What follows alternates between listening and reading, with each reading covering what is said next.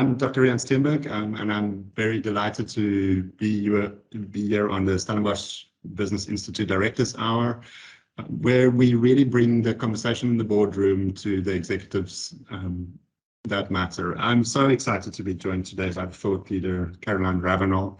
She's an expert in mental agility and executive burnout prevention. And she specializes in supporting leaders and stress teams and help them to excel under pressure. She has a very colorful career and worked with Richard Branson and Virgin Group, where she was launching airlines. So I really like that. And she was a very powerful executive, and she suffered from burnout and has dedicated time in her life to figure out how that works. And we're so excited, Caroline, to hear from you today around the types of wisdom and insights that you can share with us. And so excited to talking to you. So welcome, Caroline. Great to be here. And I think because our time is short together, it might just be a good idea for me to share a little bit of my story, this burnout journey, and how it started. I mean, looking back on it now with the work that I've done on this, I mean, this was a journey that really, I think, probably started in childhood because the way the nervous system works. But I think that just for the sake of bringing it back to Virgin and where the burnout kind of happened, I'll just share some slides really quickly. My journey started, I lived in South Africa for 25 years. I come backwards and forwards now from where I stay in the UK. But as you said, my journey started when I came to set up Virgin in South Africa. Now, I don't know how many of the audience members understand the aviation industry, but starting an airline from a zero base in a new country is a task that normally takes an entire team of people 2 years to do. And in this case, there were 2 of us and we had less than 6 months. But that was kind of situation normal at Virgin. Richard's philosophy is if you're given an opportunity and you're not sure how to do it, say yes anyway and figure it out as you go along. And that's how I love to work. And I had that entrepreneurial spirit. So I joined Virgin while it was still in its infancy and writing its policies on the back of fag packets. And I thrived in that maverick, non-bureaucratic culture that was known for its tongue-in-cheek publicity stunts, a bit like this one, particularly where it meant poking fun at Virgin's arch rival, British Airways. For those of you that don't know that, this made front page of The Guardian. British Airways sponsored the London Eye some years ago, and they had problems with erection. So at that time, Richard owned an airship and balloon company, and they quickly scrambled a blimp to get above the site, and this made the front page of The Guardian, which wasn't very good news for British Airways. So when I joined Virgin, Richard was really hands-on with the airline at the time, and in my role then as an account director, I was going backwards and forwards, negotiating multi-million-dollar contracts with companies in the UK and the US. Weekly meetings with Richard were a regular occurrence. And so my high achiever, strive, drive, anything is possible, A-type personality, I guess got me noticed as somebody who got results. And pretty soon I found myself rising through the ranks and joining a rotating pool of senior managers that went around the world, setting up and running airlines in different countries. So I guess I was your real burnout candidate. I was your classic high achiever. I worked hard, I played hard, and anything less than 150% effort just wasn't good enough. So it wasn't unusual to find me arriving early, leaving late, and pulling all-nighters and working weekends just so that I could stay ahead of my game. Not because I was forced to, but I think this is one of the drivers of burnout, is that there was this little voice in the background that said, if I don't do this, I'm going to fail. If I don't work harder, I'm going to go and fail. And then taking Virgin into South Africa was a little bit of a challenge. The industry wasn't quite as mature as that of the UK and the US, which is where I've been used to working. It was a lot more conservative and very much more risk averse. And it was also a time in aviation history where airlines were really drastically reducing their distribution costs, which was having a massive impact on the way that travel agents were remunerated, which effectively gave airlines 80% of their business. So because of my international experience, I ended up leading the charge, per se, on bringing that about, which met with an awful lot of resistance, both from inside the airline that was setting up and also outside in the industry.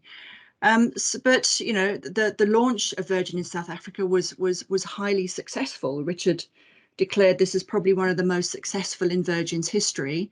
And then I think because of that, I pushed myself really even harder. I got the reputation as being a bit of a visionary, kick-ass leader, and I just felt that, you know, this is what I needed to do, and this is how I needed to work. So I you know, so naively thought everything was fine, until one day I had a complete meltdown in front of Richard and hundreds of high-profile guests at a launch event in Cape Town. Now, that's quite funny now when I think about it. Sharing the story, we'd set up this massive marquee on Camps Bay Beach, and we had lots of dignitaries, corporates from the UK and the US to celebrate Virgin's second route launch. We'd launched a route into Johannesburg, and we were now launching in Cape Town. And Richard was doing one of his daredevil entrances through the roof of a marquee suspended from a crane, to a throng of waiting journalists and hundreds of guests. And I was supposed to be on stage kind of emceeing the conversation. I didn't make it to the stage. I was busy kind of trying to avoid hitting the deck in the background. I could feel myself passing out, but that sheer determination was, you know, I can't do this. That fear of failure and looking so stupid just somehow kind of kept me going.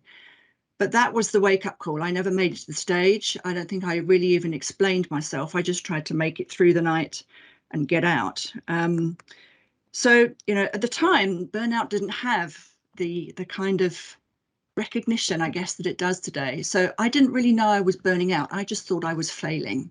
So I just, you know, I survived on sleeping pills and caffeine, which was absolutely ridiculous because, you know, an addiction to sleeping pills. I was taking something like 70 milligrams of Stilnox a night, and that still wasn't knocking me out because your nervous system's so wired. You know, and an addiction to sleeping pills is harder to cure than an addiction to heroin. So I knew all the signs, the sleeplessness, the anxiety, the complete, you know, the insomnia, the bad moods, the absolute lack of energy. But I just kept going because I figured when you're in a high profile role like this with a boss like Branson, the last thing you do is burn out. And I guess that was a massive mistake. And it really did then change the course of my life. So I'll stop there, I think, as you know, in terms of sharing the journey, and then maybe we can have a chat because I know that this is a real passion of yours too, Rian. No, absolutely. And Caroline, you know, I think we all know that feeling that, like, you know, just your body is so tired that you're like not dragging yourself forward. And in talking to people about it today, a lot of them ask, like, so what happens? You know, like what really happens? And I think you've talked about like a Category 4 shutdown. I heard you somewhere talking about that. You know, like what is that? You know, how do you know that this is happening to you? I know that it's absolutely a physiological question, but I think it's an important question. Absolutely, it is. And I think, you know, one of the core drivers for me was like complete lack of self-awareness. You know, my body was just another way to get my head to a meeting. That was it. So there was a complete disconnect between what was going on in what I wanted to do and what my body needed. You know, and you know, the sense of identity that we have as well in that in the environment that we're in kind of keeps us going there. So you know, what is going on in the body? You know, people they talk burnout all the time. You know, people go, oh, I'm so exhausted and I'm burnt out. You know, if you can go away for a weekend or a week and you can come back and feel refreshed and revived, then you're not burnt out. But burnout is in this case is basically where you're for me, and I think everyone experiences kind of differently. Your nervous system is so wired. It's like for me, it was like being continually plugged into a plug socket. And I was just so wired continuously because my body had, they talk about the HPA axis, the hypothalamus, the pituitary gland, and the adrenals. When your body gets to a state where it is just so wired and not working effectively, that doesn't respond in the right way. Let's make it, simple. It's not producing the cortisol and hormones to help you deal with that kind of stress. And by all means, you can push through. And I think I was quite lucky to realize that I was burnt out, because for a lot of other people, it ends in severe illness, debilitating conditions. And insomnia is one of the signs. I know, that for me was, I would, for months before this, perhaps even years before this, I was really struggling to sleep. I'd always been an insomniac. I found out much later I was diagnosed with, I was an undiagnosed ADD kid. So, I had probably that propensity to burnout, that drive, that not letting anything go, that seeking opportunities, that entrepreneurial kind of style in my way of operating, which is why I fitted so well with Virgin. And it became a situation normal that you don't recognize it, because it's just little things that happen, or that build up over time until you get to the point where it's like, I just can't go on anymore. And that can destroy careers. Absolutely. And that like brings me to a question that I've been thinking about, and which is like, you rose to the very, very top of a highly challenging game. It was complex. You changed the rules, okay, and that obviously gave you a great sense of achievement and doing something that is meaningful, and that drove you hard. Do you think that we define success correctly? Do we? Because I think today, if I asked you, your definition of success would be different.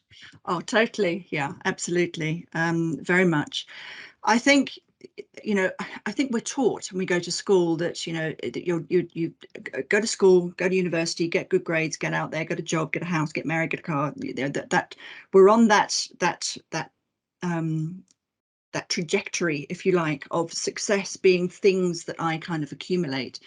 I mean, for me, certainly success was about having this incredible adventure, which I really did enjoy that. But I don't, success isn't just about the material stuff. It's also about, how are you showing up as a human being? What does that mean for you? And I really was very disconnected with that. So, I define myself by the title on my business card, the fact that I got paid in pounds in South Africa, that I flew around the world in first class, and I had Richard Branson's phone number on speed dial. That was my definition of success.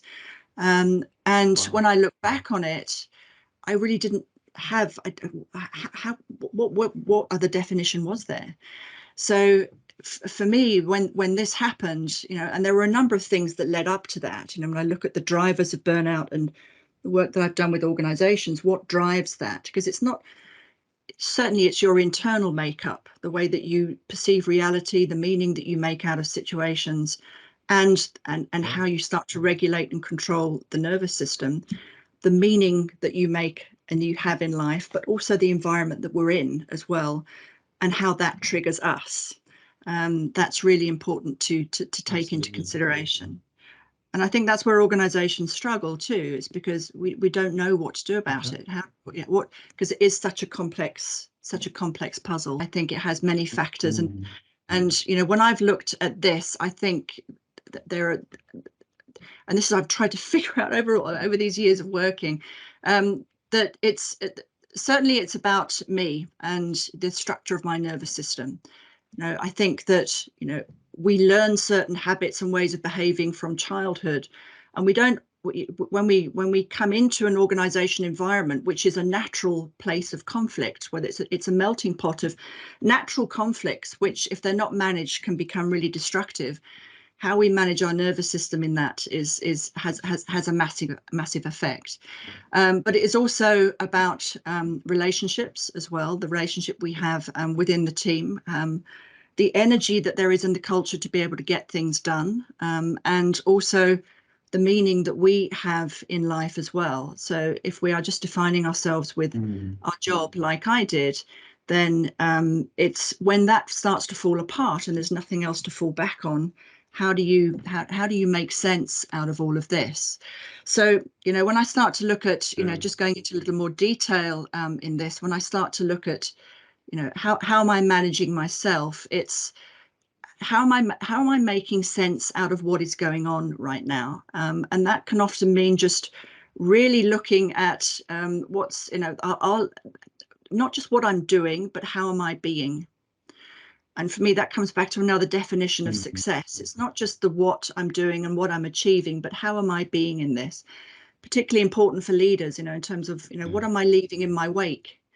Because as much as I thought I was managing my burnout, I was creating chaos because I really wasn't functioning effectively at all. So admitting to that was a big thing, and learning to let go of some of the ideas and things that I think that I know, and looking at something completely different.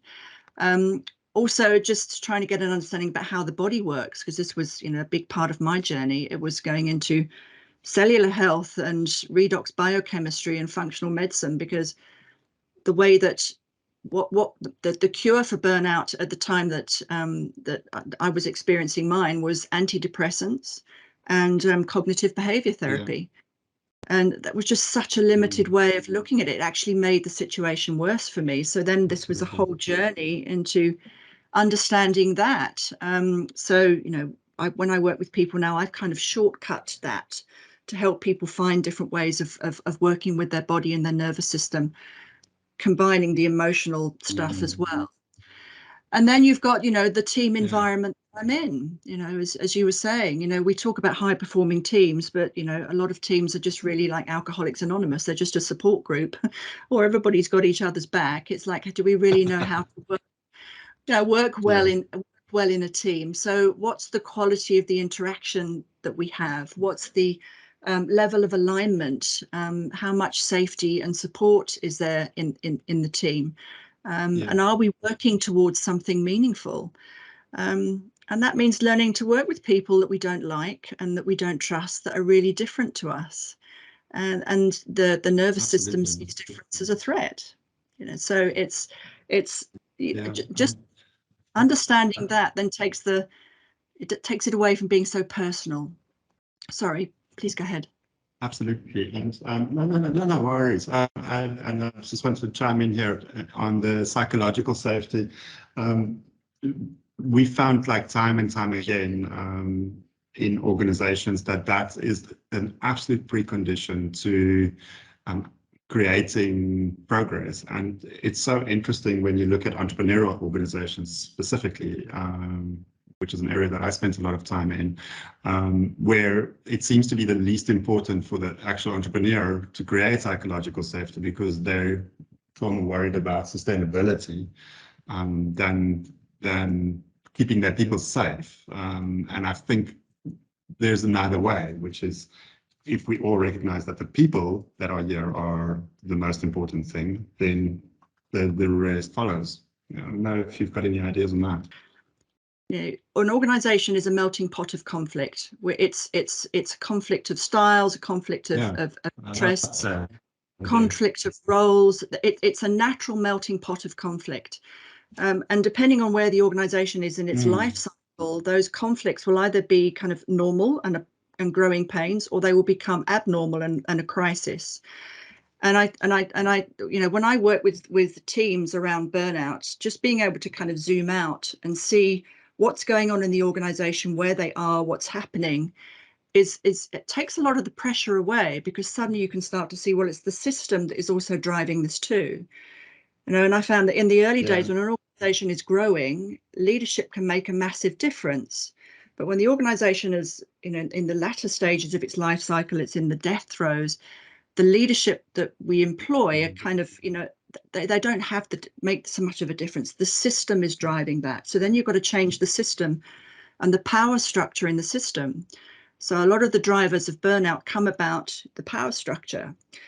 You know, when I look at my Yeah. burnout, I thought I was just failing and it was all down to me. So after I got over blaming the pressure of work and, what was going on in the organization, I kind of went, oh, it is down to me. But then when I looked at this, it's, Virgin was very entrepreneurial in the growth stages of its journey in the entrepreneurial life cycle.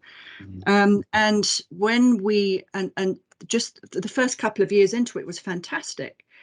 But then we appointed somebody who came, a leader to oversee everything, who came from British Airways. So suddenly the airline became red on the outside and blue on the inside.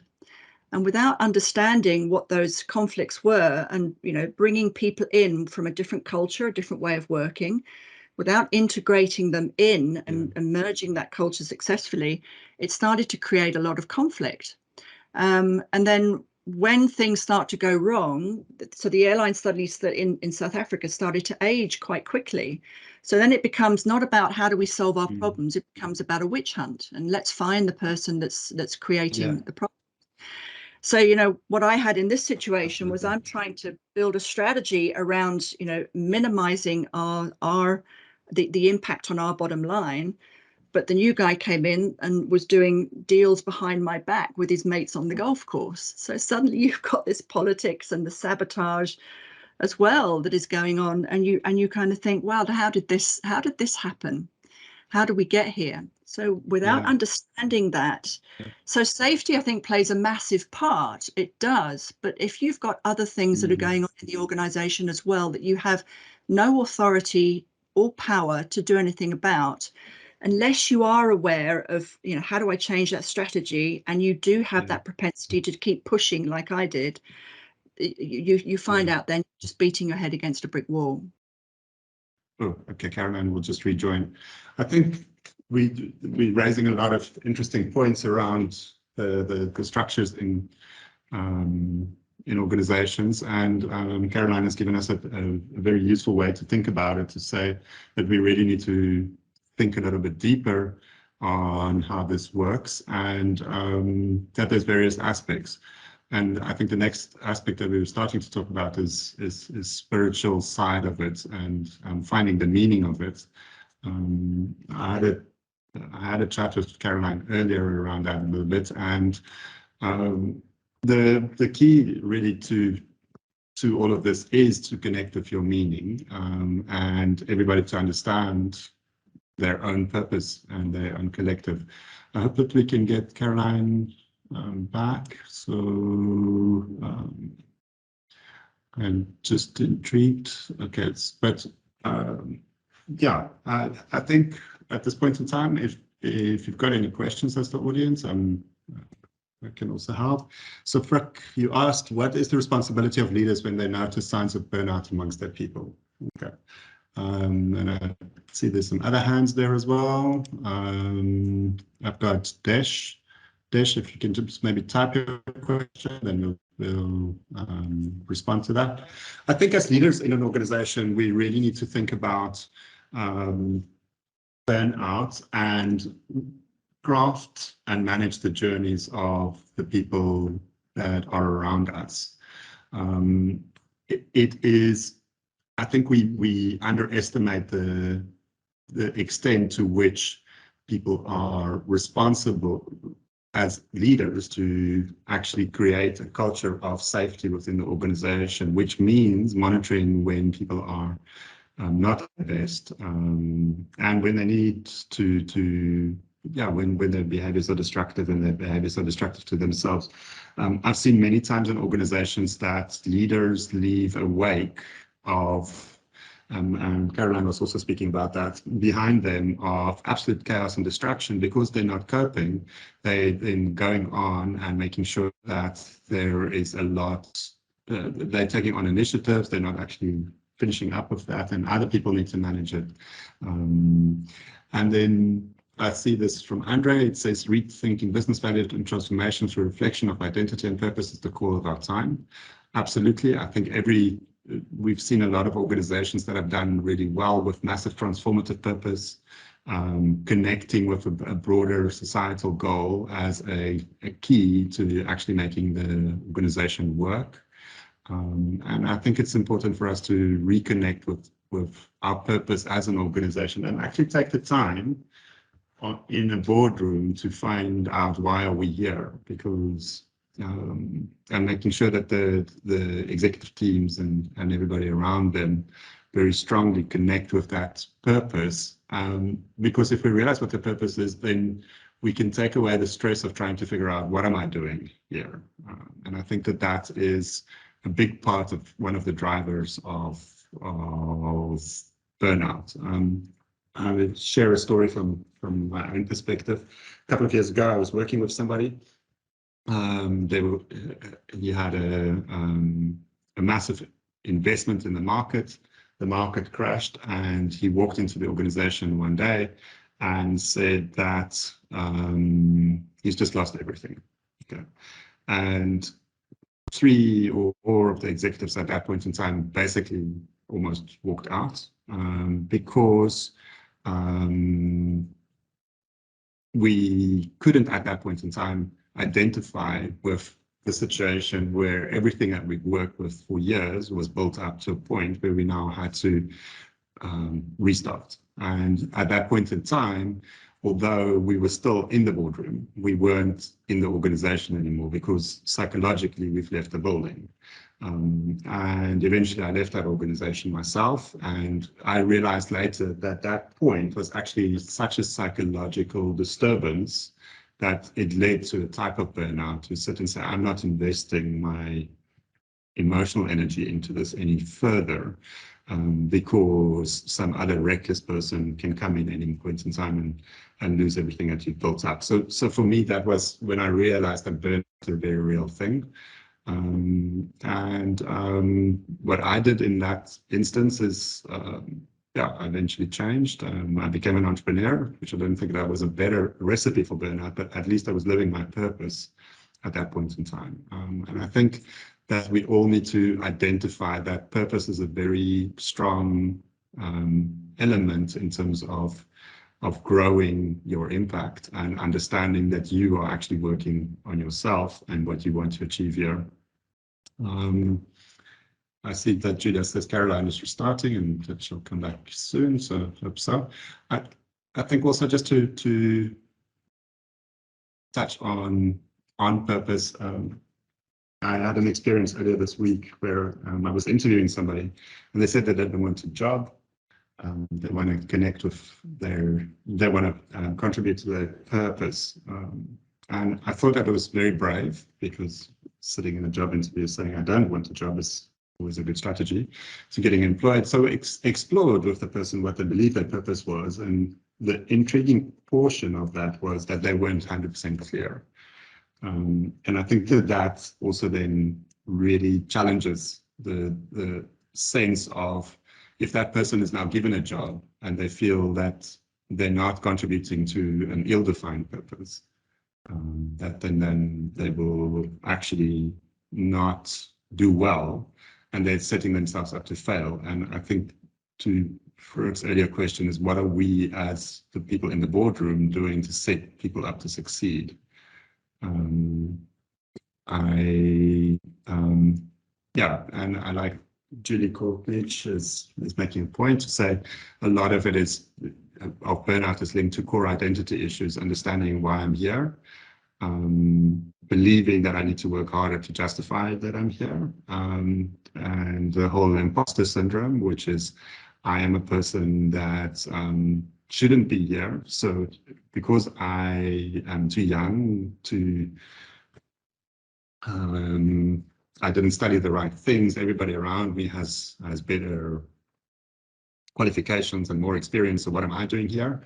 And subsequently that person burns themselves out. The turning point for me when I left was that I couldn't identify why this had happened. I had 5 job offers. My contract was coming to an end in Virgin in South Africa, and I could either decide to stay, or I had a job offer, one in New York with a corner office on 5th Avenue. That was amazing. Another one in Hong Kong or Shanghai, another one back in London, and 2 board positions from competing travel management companies.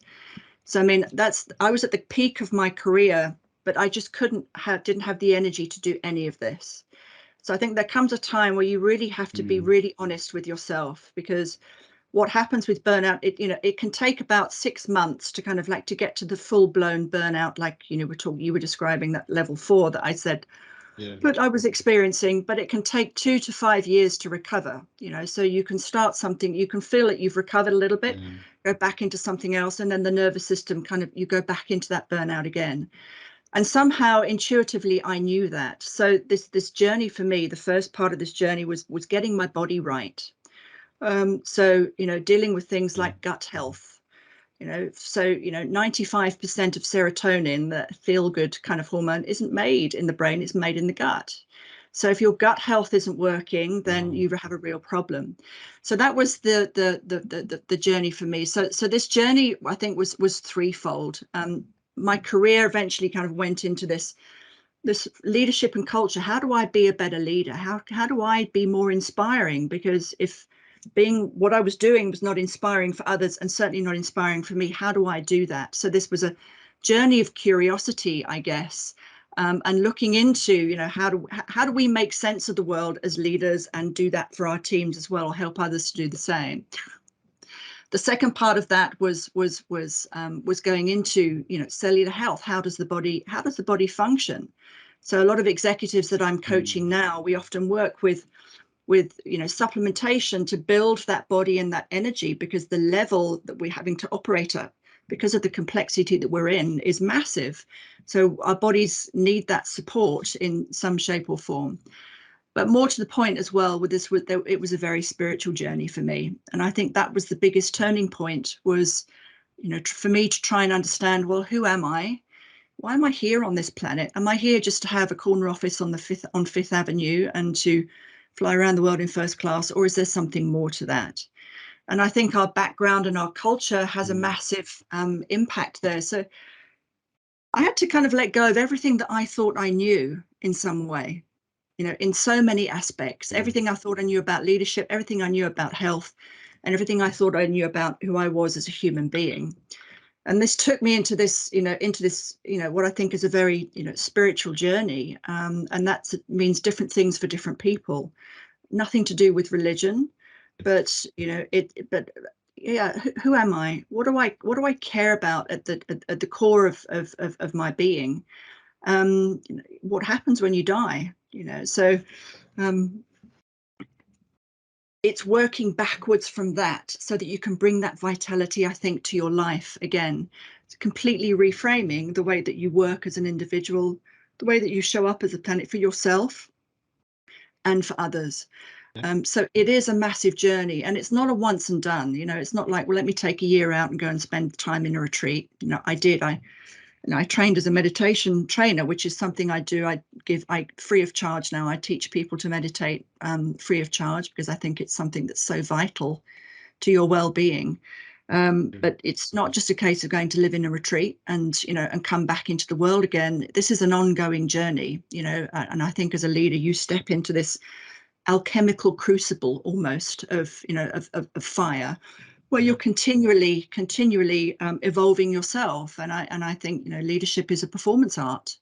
It's a practice, and you've got to integrate the spiritual into that in some way, in a way that makes sense for you. But it does mean breaking down almost everything sometimes that you think that because it is often such a foreign concept in business, if that makes any sense. So I'll stop that there, Rian, because I know that you're on a trajectory with the conversation. While I was grappling with technology. And you're perfectly, you're fitting perfectly into it. And it's so interesting, because I think we all are thinking that this is not the conversation in the boardroom. Like, oh no, I didn't see any of this on the most recent agenda. But actually, everybody in the boardroom that is successful is spending time on their spiritual health, because there's no way that you can do it, etc. And I think that the interesting question is, if people start realizing that earlier, would we be having a different conversation? So I think one of the questions from the audience was to see, do you think that people are now thinking differently or more about their purpose post-COVID, or are these just conversations that are more prominent now? because we all had maybe some time to reflect, and there is a big reset button that was pressed. So your thoughts? Yeah, I think the big reset did help people think. It certainly helped me to stop and think rather than rushing out there with online stuff. It gave me a chance to reflect and think about my journey. For me, I think burnout's a wake-up call. It's telling you that something is missing from your life, and an existence which needs changing. And I don't necessarily think it means, well, I've got to go, leave my job and go into crystal wand making or tarot reading or something like that. I just wanted to give up and become a dive instructor in Mozambique. That's all I wanted to do. I didn't want to do any of this business thing anymore. Good choice. I did a little bit of that, but I think it's, we're beyond VUCA now. This is not just about volatility, uncertainty, and complexity. This is about we're creating a new world. And what's the world that you want to create? What's the world that you want to be in? And I think burnout is that invitation. It was the best thing that ever happened to me, I think. At the time, it certainly wasn't. But, looking back, it was the best thing that really ever happened, because it completely changed who I was as a human being. And I think I'm much easier on myself, much easier to be around as a human being now. And I think if we put that into a leadership context as well, it's like, well, ask yourself this big question: who would want to be led by you? Because if you're all about the bottom line and you're all about your money and your status and and your power, I've worked with some executives. It was a South African company. I'm sitting on a board, and we listened to the CEO go on for about 15 minutes about his wine collection, while everybody else sat around completely bored to death. And I don't care about your wine collection. I want to know collection. I want to know how much you care about me, and and the contribution that I'm making. And I think we're asking for that. People in companies are asking for that more and more and more. What's the reason for my being here now? What's this reason? What is this organization contributing to my existence, and vice versa? And some people, are stuck. They don't have the luxury of being able to change their career direction. They've got families to support and things like that. So this spiritual well-being and really trying to connect with what I care about as an individual, not just externally something bigger, but how am I bringing that care into the organization? Our motive. We blame employees for they don't care, but everybody cares about something. When I'm acting in a way, I'm not acting to deliberately sabotage something or to create a problem. It's because I care about something, and this is the strategy that I've learned. And we don't make this part of the core conversation. And I think that's part of what's missing in teams and organizations is what do we care about? Do we care about the purpose of our team? Do we care, are we just here to make money for the shareholders, or what's the bigger purpose? And that's where that individual contribution starts to come in, and vital for leaders, because people are looking to leadership, and it puts such a lot of pressure on leaders, looking to leadership to provide that. And I think in some ways what we do is we go into an organization and we assume that we have this expectation that leaders will do that. And sadly, most leaders don't live up to that. But then I think we've got to also check our expectation. Leaders are human beings too. And nobody's perfect. We're not all perfect. But together, if we can start to, to co-create that, that energy together, that's really important. But those conversations, I think, need to be brought into the boardroom. And just why mindfulness practices, meditation has grown deeply, but it's great doing that for an individual, but unless the system changes and the capacity to change the system is there, it kind of tends to fall a little flat, I think. I really like what you said earlier in terms of no, absolutely. What you said earlier in terms of you have to change the power structures, because otherwise you either get toxic individuals or people that just go at the organization or succeed at all cost, or there's so many things. And it's actually then the responsibility of the CEO and the directors in the boardroom to make sure that the organization is constantly having a conversation with itself around its purpose, and that it's re-engaging constantly with its values, its culture, its way of doing things that recognizes, I think, what you're saying in terms of bringing everybody's energy and honoring that, so that it actually makes the contribution and the purposeful change that we do here. And while we were gone, we just reflected a little bit on that society is actually demanding that from companies more and more, that they do this, because we don't want irresponsible products. We don't want stuff that's going to hurt the environment. We don't want cars that make lots of pollution, you know, and that if you're the executive in that company, you're going to have to connect with what are you doing, you know, why are we here? Yeah, absolutely. And I think, you know, the executive and the employee alike, I think, you know, we put so much pressure on our leaders to do it for us. But I think a lot of it is kind of like is really down to us, you know, and in terms of, you know, again, why am I here? Why is this role important to me? Where do I want my career to go? And, you know, certainly for me, it was quite astounding coming into, you know, leadership role, being young in a leadership role, just how much pressure people put on you to do it for them. And how we take on that responsibility as leaders, you know, I've got to make it perfect, and I've got to make it right. Particularly, you know, this role, you know, I used to oscillate between being absolute control freak and a people pleaser. You know, so there was that internal turbulence there all the time, not knowing how to be. And so when I work with organizations now or teams now, I mean, we often spend 3 to 5 days just looking at how do we make sense of our reality? Where do these expectations come from? So that we can actually work together more comfortably as a team. You know, and that works where leadership is really effective. But sometimes, you know, to solve problems in an organization, you've really got to just go in and start to change the system before you start to change the people, if that makes any sense. But I think our role in this is to prevent the burnout. It is preventable, but it does require a lot of self-awareness, and that's where a good coach comes in, being able to, you know, to sit down and have that time for yourself, and a coach who understands this. You know, if I look at, you know, my journey, I felt like I was just meandering sometimes, this journey that I made when I first started going into entrepreneurship, working for myself. When I left, I just wanted to get some sleep. That was it. I just wanted to get my body back and get some sleep. That drove that journey, and become a dive instructor in Mozambique. Yeah, that was it.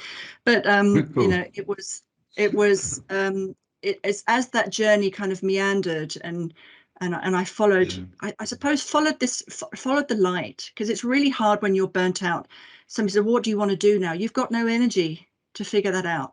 There's no energy for anything other than survival. And it's just about, you can only think about, you know, your next meal and putting food in your mouth if you're seriously burnt out. You know, for me, it was like I started to, I suppose, just follow this little light. And I wasn't quite sure where that light was taking me, but this journey that I went on has made me, I think, a much better able to support executives and organizations, particularly at this time, because I've been there myself. You know, it's not an academic exercise where you can read something from a book and just look at some stats. It's, you know, it's being able to tune into others. And I think that's important for leadership too. You know, you know, in terms of that understanding, does the leader understand that they may not have been burnt out, but do they have the empathy to be able to, you know, to deal with this and to ask the appropriate questions to help somebody? And I think there's a very important point in what you're saying, because it's about the organization developing the vocabulary as a collective to be able to have the conversation around how are we doing. Because I find it's a very hard conversation to teach the organization to get to, because you ask people how they're doing, they say fine, because that's what's expected. the person says, well, I feel a bit burnt out. It's like, well, that should be like a real red flag, because now I should be able to have the conversation in a way as the organization to sit and say, how do we deal with this?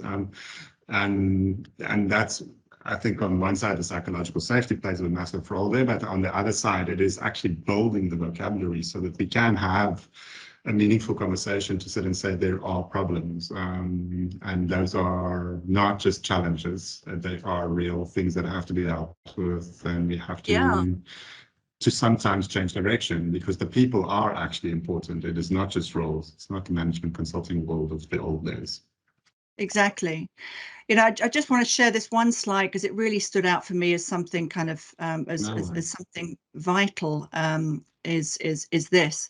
It was taken from a book called The Communication Catalyst, and it just really hit home to me, is that they were talking to organizations about these all of these issues: time sensitive business goals, time to market with a product improvement, and the exercises that they did were to get a whole load of people together to kind of figure out what were the challenges that were stopping this. And most of us would say, and this is where most organizations focus, most of us say, oh, it's about the strategy, it's about we don't have the resources, we don't have enough product. And this was the graph that came out of it, that the real reason that they were not getting the results that they wanted was mainly the interactions with people.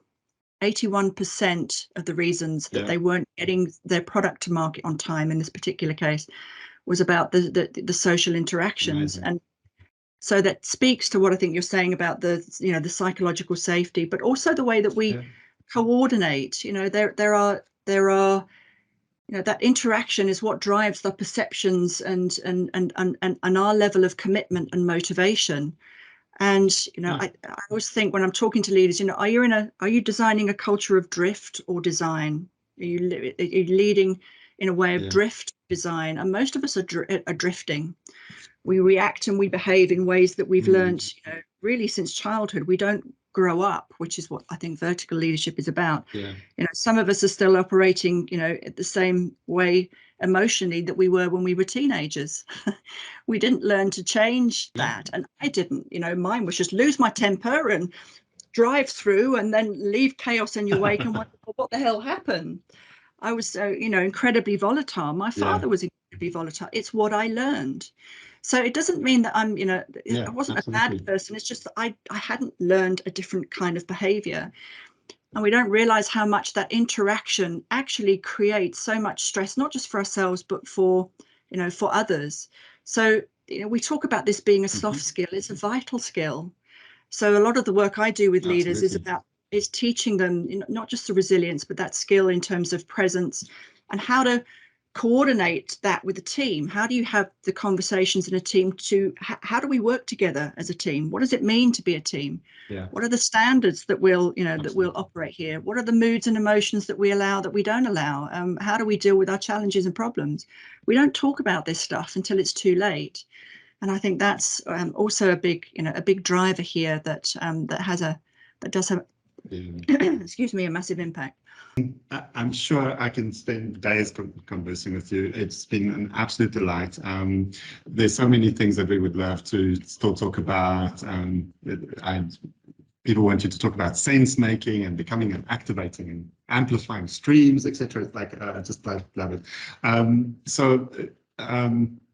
Thank you so much for joining us today, and we're looking forward to continue working with you as SBI. We work with Caroline in some of our executive education programs, and I think if we reflect on it, what you are saying is we really need to reconnect with ourselves, we need to reconnect with our purpose, we need to reconnect with our organizations.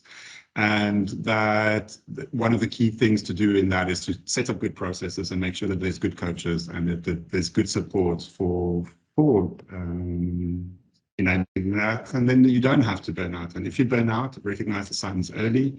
And it's not the end. So there is other ways to do that. We also look forward to, as SBI, to welcome Daniel Pink, a New York Times bestselling author of this book, The Power of Regret, on the 22nd of September. So look out for that. And Caroline, I cannot expressed enough. I think you've really touched the nerves of some, and thank you so much for sharing today. And as I said, sometimes it's not the people that burn out, sometimes it's the technology. But thanks for reconnecting and sharing your ideas. I know. Thank you so much, Rian. Okay. Thanks and thank you to our audience for being here and today. for the conversation. I look forward to continuing it with you. Thank you, Caroline. Okay, all the best. Thanks to our audience. Thank you.